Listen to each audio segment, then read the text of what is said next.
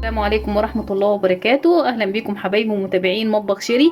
النهاردة هنعمل حاجة جميلة ولذيذة جدا على قلوبنا. كلنا بنحب العصاير جنب الأكل في رمضان وغير رمضان. في ناس ما بتعرفش تقعد تاكل من غير ما يكون في عصير على الفطار أو عصير في الغداء لو أيام عادية.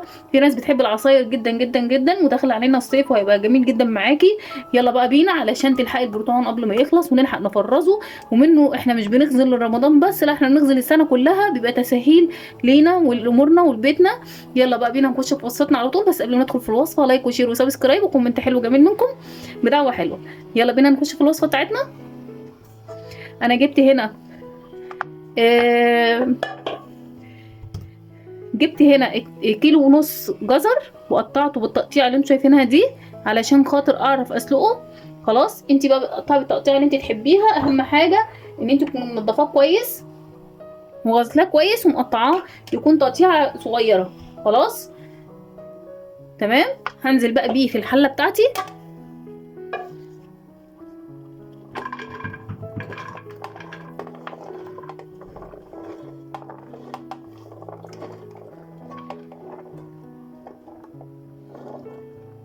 تمام كده. خلاص انا نزلت بيه في الحله بتاعتي.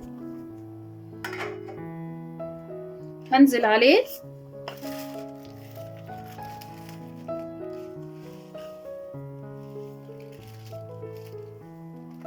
عليه ب5 كوبايات من السكر. السكر هنا كتير؟ لا، السكر مش كتير، لان انا هعمل عصير مركز هخفف منه في رمضان، وهعمله مركز وانا هخف منه. ما تنسيش ان انت داخل عليك صيام، وبقى الاطفال والشباب محتاجين ايه للسكر. خلاص كده 3. وبعدين كمية السكر على كمية العصير يا دوبك هي كويسة. كده 4.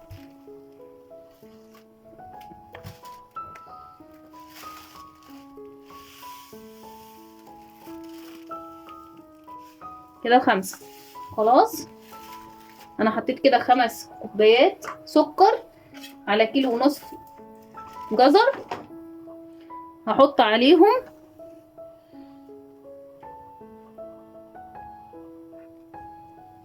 خلاص هنزل عليها بالمية بتاعتي.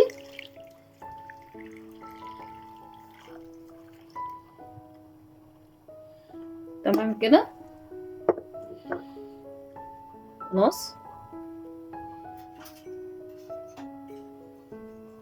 هعمل ايه؟ هقلبها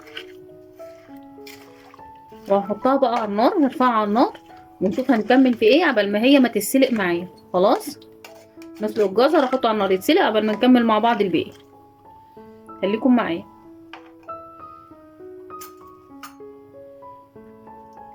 بصي بقى يا حبيبه قلبي، دي ليمونه. خلاص اول ما الجزر بتاعي ما يغلي انا هعصرها عليه. خلاص طيب ايه تاني؟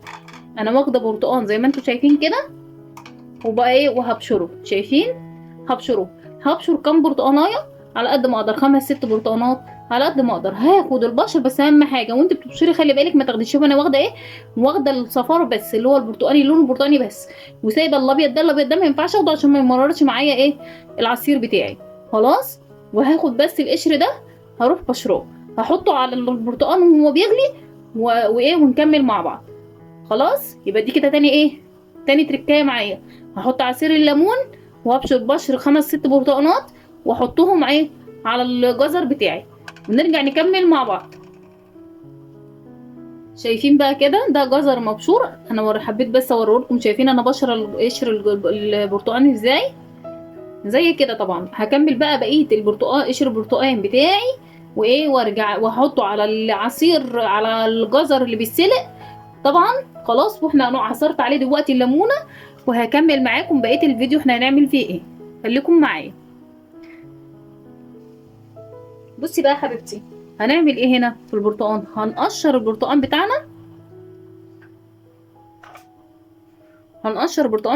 كده اقول لك على طريقه سهله لتقشير البرتقال. خلاص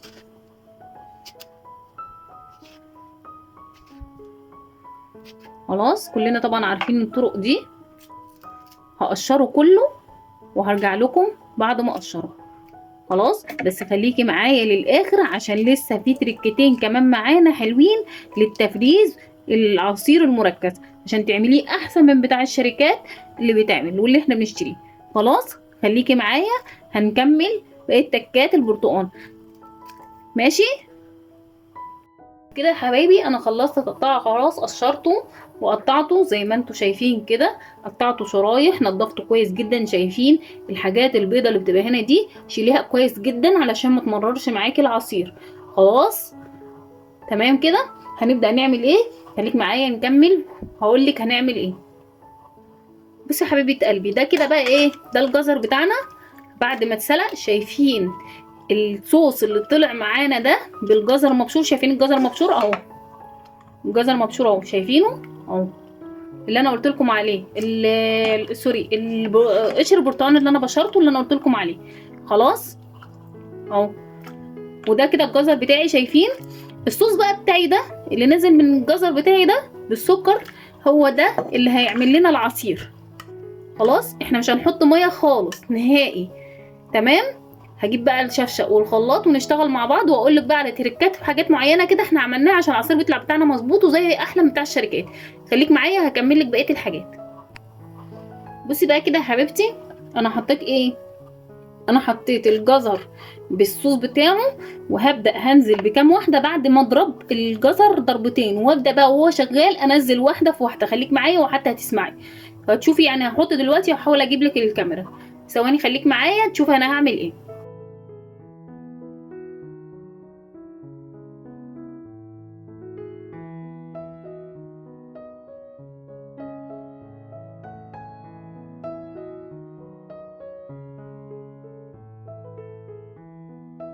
هكمل على الوضع ده عشان ما اصدعكمش كده بقى والصداع بتاع الخلاط. خلاص وهوريكم في الاخر العصير بتاعنا، وهقول لكم بقى على التريكتين اللي انا عملتهم في الاخر معاكم. هقول لكم على التريكتين اللي بيخلوا العصير يطلع معانا حلو. خلاص خليكم معايا هنكمل الفيديو مع بعض.